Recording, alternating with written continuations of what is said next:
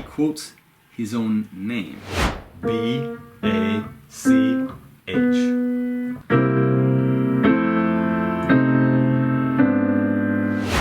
We can also use this to help us memorize the piece. Hi, this is Brett with Piano Aha, and in this video we want to talk about a special 4-measure chunk of Bach's Prelude in C major, where he quotes his own name in measure 20 to 23. And while this might be an interesting fact in and of itself, we can also use this to help us memorize the piece. Let me show you what I mean.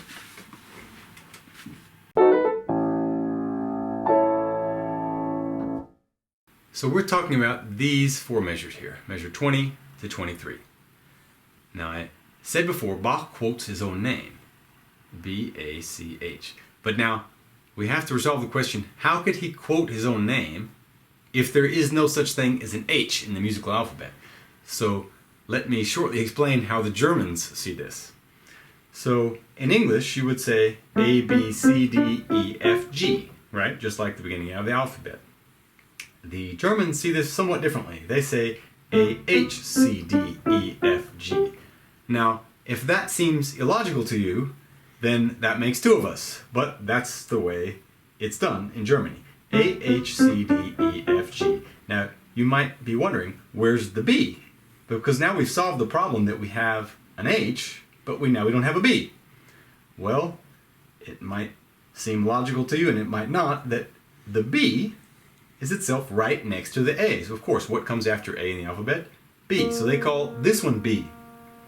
Now, the reasons for this are historical, and you can read about them online. I will not go into them here. In any case, we just need to know that for us, this is a B instead of what we would call a B flat, A, C, and then this is an H instead of what we would normally call a B.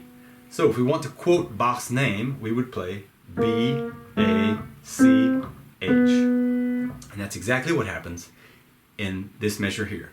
We see here the lowest note is a B. We have here an A.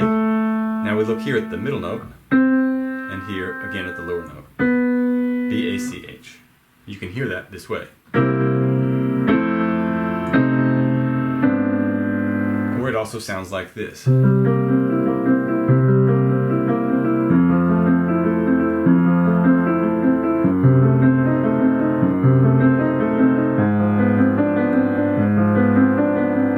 Etc. So you might say, now wait a second, that could just be a coincidence.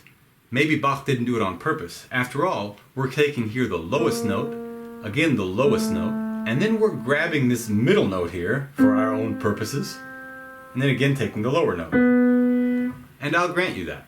Maybe it's a coincidence. But we do have reason to believe that Bach might have done it on purpose, because he often quoted his names in other pieces, the Art of Fugue, just to name one other example. But you're right, we don't know.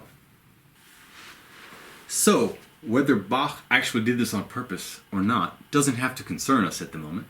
We, after all, know that in measure 19 we have this note. We just have to remember these. In the next measure we have this note. We just have to remember the rest. And then we have this, and we just have to remember this. And then we know that this note is there, and we just have to remember this. In other words, it gives us a bit of a structure onto which we can hang the rest of the notes that we need to remember. So thanks for watching this video, and happy ahas.